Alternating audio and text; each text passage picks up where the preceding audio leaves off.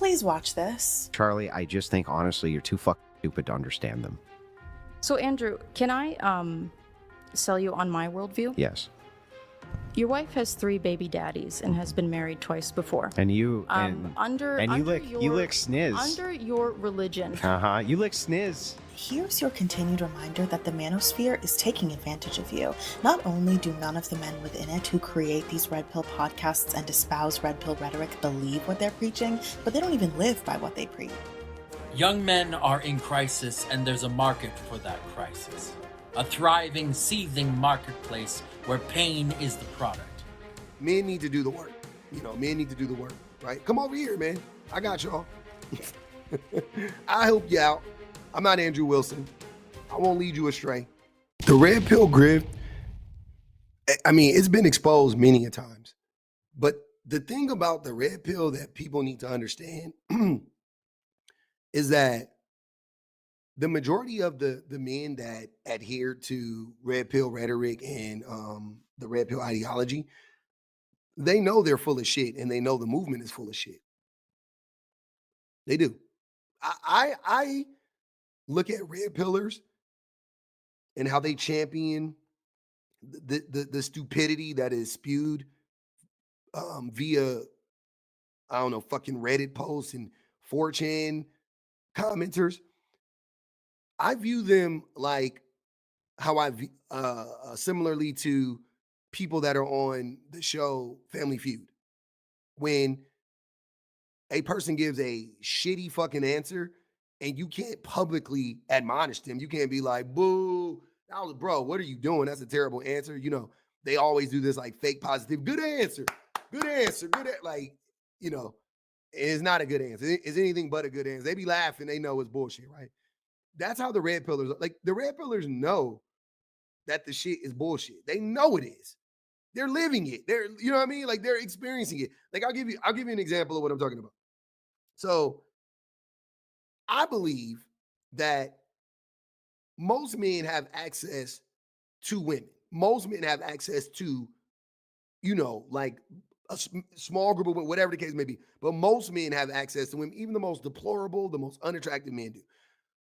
So think like the nerdy guy in high school, the, antisocial guy in high school, whatever. Okay.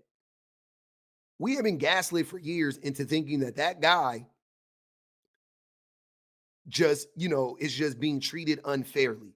He just not getting his fair, he's not getting any attention from girls or from women. But what we have come to understand about him is he actually does get attention from women that are more aligned with his personality and the things that he does, right? But he doesn't like those girls and women. He wants the cheerleaders. He wants the women, the girls that are going with the jocks. He wants the popular, whatever the case may be. He thinks that he deserves those women and those girls because men, I don't care how unattractive, I don't care how attractive, men are entitled. We feel very much entitled to any woman we lay our eyes on. Right? That is what we need to keep in mind when we are, looking at these red pill dudes. They know what they're saying is bullshit. All the incellers, I'm an incel. All the women don't like me. No. The women you like don't like you. There's a girl out there for you. You don't like those girls. You don't like those women because the problem with those women and the problem with those girls, right, for the men, I'm saying, is because those girls and those women do not raise your social standing with men that much. If that, it does. You just having a woman raises your social standing, right? But those men and boys feel so inadequate and they want to be accepted so much into the cult of man that they think the only way for them to get there is via, finding like the most attractive woman. Look at nerds. Like that's how a lot of nerds, they go, oh man, their whole dream is to like go from being a nerd to making money, not really changing his personality at all, but just, being like Zuckerberg and then getting the woman of his dreams. That's what these idiots are after for the most part. That's what these dudes are after for the most part. And that's why I say they know what they're saying is bullshit. They're living it. But yet they're still up here falling or pushing this nonsense and pushing this rhetoric. Please watch this. Charlie, I just think honestly you're too fucking stupid to understand them. So, Andrew, can I sell you on my worldview? Yes. Your wife has 3 baby daddies and has been married twice before. And you You lick sniz. Under your religion. Uh-huh. You lick sniz. What does that You're a mean? fucking guy. Don't talk shit about my wife, you stupid. Shut your fucking mouth. Shut your stupid bitch mouth. Your wife with the 3 baby What daddies? did I just say? Your wife with the 3 Sorry, baby I'm daddies? sorry. You're embarrassed, and you know that the traditional values that you try to sell people on are bullshit because Let's you go are not through a it. traditional man. Chuck, let's go through it. You are not a traditional Let's man. go through it, Chuck. Young boys, teen boys, honestly, even men, here's your continued reminder that the manosphere is taking advantage of you. Not only do none of the men within it who create these red pill podcasts and espouse red pill rhetoric believe what they're preaching, but they don't even live by what they preach. They cannot even keep their composure when their worldviews and most often hypocrisy are and is called into question. They tantrum and insult like emotionally dysregulated children. They are exploiting your insecurities, your fears, your ego, your desire to be accepted, and your desire to be loved by feeding you provocative slop in hopes of making you as miserable as they are so you stay hooked on their content and continue to pay their bills. Dazed just posted that 1 in 4 men fear no one will ever love them and that they will die alone. If you don't want to be that one, turn off whatever that is and follow men, find male mentors and male spaces that encourage you to be competent, that encourage you to be emotionally intelligent, that encourage you to pursue education, art, finance, history, trades,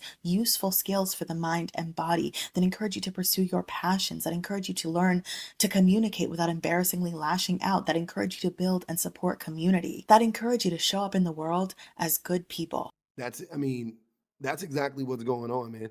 That's what it is. And the men are not listening.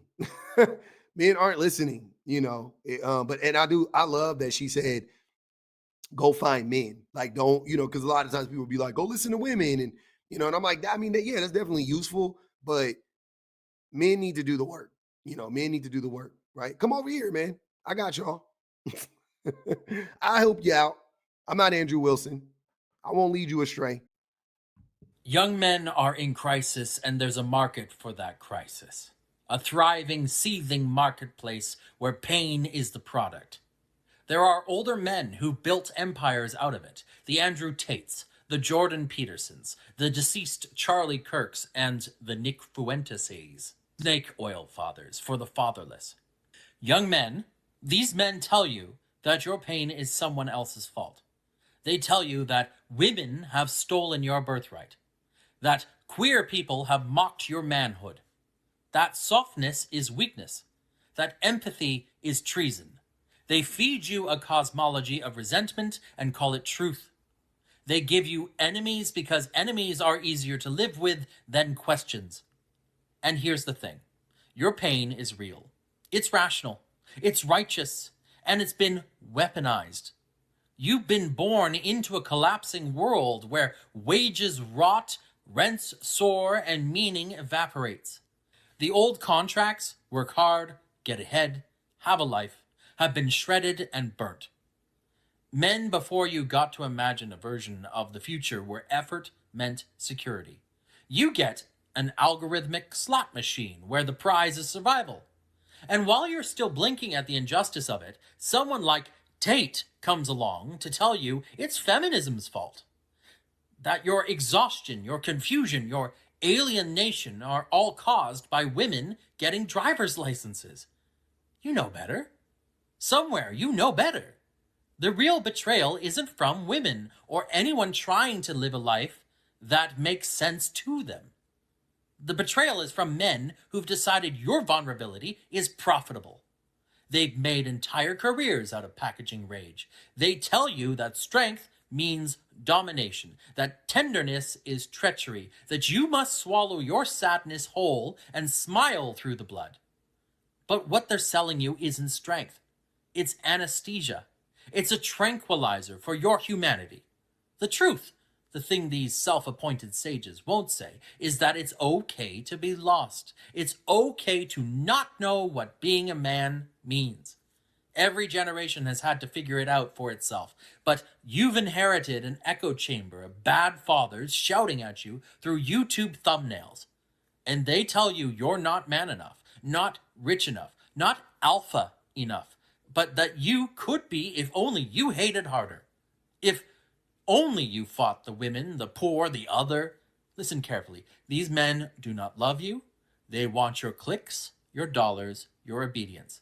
They want you to be angry enough to act, but never reflective enough to heal. They call it discipline, but it's servitude. They call it truth, but it's tyranny dressed in gym shorts. You do not need to buy your masculinity from a man selling merch.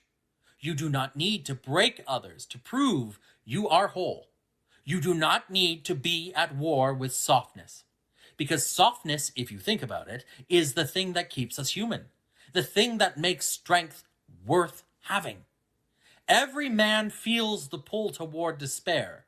The whisper that life's already decided that the game is rigged. It is rigged, but not by women and not by love. It's rigged by a world that measures worth by profit. That's the true enemy. The quiet machinery that eats your days and sells your hunger back to you. The Tates of the world are its salesmen. They are not revolutionaries. They are middlemen in a market of souls.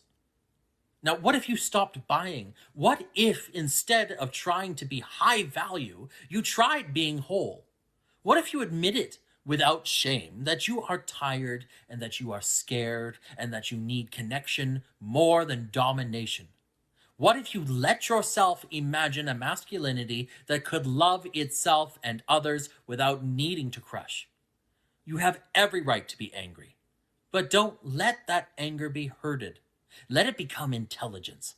Let it become compassion sharpened by clarity, because the world does need your fire. It just doesn't need it wasted on the scapegoats. It needs it aimed at the real problems: greed, loneliness, the cynical politics that divide us by design. You are not broken. You are not weak for feeling. The pain you feel is a sign of life. The difference between the men who use that pain and the men who transcend it is simple. It's honesty. One group tells you to harden and hate. The other asks you to look inward, to rebuild from what's still good. I was angry too once. Angry at the world, at my failures, at the sense that life was happening to me.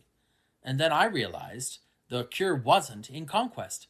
It was in creation. Build something, a skill, a friendship, a purpose. The only rebellion worth having is the one that makes you more human, not less. The men who eat boys want to turn you into soldiers for their brand of misery. Don't give them your youth. Don't give them your soul. Give your energy to something that breathes. Be dangerous if you must, but be dangerous in the service of kindness. Be disciplined, but in the art of listening. Be hard, but only against lies.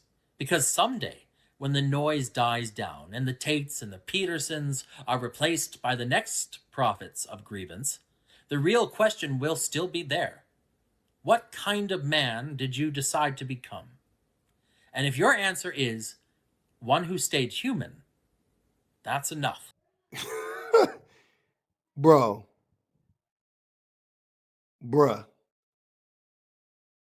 Wow. That was 10 out of 10. No notes. I have nothing. There's nothing. That the only thing I can say about what he said is it perfectly encapsulates exactly who I am at this point in time in my life. Like that's the key, exactly what he said. Like being like, especially the part he was talking about, like be hard, but don't be hard to like softness, be hard to lies. Like you know what I'm saying? My name is a public offender for a reason. I'm not the public offender because I want to offend marginalized groups of people. I want to offend the offensive. I'm offensive to the liars. I bully the bullies. I don't want to bully. I don't want to punch down. I punch up. You know what I mean? I fight people bigger than me. I don't fight people smaller than me. I don't even fight people my size. I fight people bigger than me, right? And it's not to like, you know, I guess like censor myself or whatever, but it just really spoke to me because I try to convey that to men all the time. Like, it's okay to be hard. It's okay to be like, you know what I mean? Like rah, rah, like, you know, that's fine. But it has to be pointed in the right direction. I'm very upset. I'm always angry. I'm always angry. I'm seething all the time. There's always a layer of anger underneath my veneer, right? But that anger is always pointed towards the system. It's never pointed towards the people. It's never pointed towards women. It's never pointed towards children. It's never pointed towards um, people with disabilities. It's never pointed towards foreign-born people. It's never, it's not. That's not who it's pointed towards. I know who my enemy is, and I think what he's speaking to, that whole soliloquy, I would call it, that he gave, is about you identifying who the enemy is, and then not being afraid to confront them. That's what men need to do. But it's so hard to get men to understand that we are under attack by other men. We end up just like spinning our wheels when we have these conversations. You guys don't even know how hard I fight just to get men to see like just a glimpse of the truth, just the beginning of the truth. I'm just trying to start on step one with men. And everybody knows that shit is like pulling teeth. And I really want men to understand everything that man was saying and everything that Denisha Carter was saying, because if men can somehow embody that and internalize that, I should say, we can move forward. There could be progress, there could be growth, there could be change, all that other stuff. But until we do, nothing's going to happen. Until we're pointing fingers and we're blaming everybody else, it's never going to get any better. When I say everybody else, I mean everybody in our community, everybody that's living next door to us, our neighbors, our friends, our family. Like it's not them. They're victims too. Men are victims of the patriarchy as well, but as long as you are unplugged from the patriarchy, then you are potentially an agent of it. Like the Matrix, right? We love talking about red pill, blue pill. That was something that Morpheus taught Neo early on. He said everybody in the Matrix, if they're not unplugged, is a threat because they are essentially a sleeper cell. And that's how men function. All men are sleeper cells. They're patriarchal sleeper cells. And at any point in time, the patriarchy can call on you and wake you the fuck up. Wake that, that being within you. They can wake it up. Men have to get rid of that person. They have to get rid of that thing inside of them to be, to actually not be a threat. Moving forward, hopefully we can do it. We'll see. I don't know.